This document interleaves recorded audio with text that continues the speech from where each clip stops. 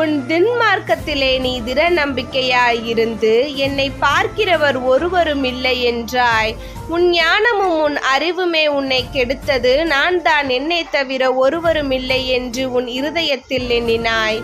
ஆகையால் தீங்கு உன்மேல் வரும், அது எங்கே இருந்து உதித்ததென்று நீ அறியாய்.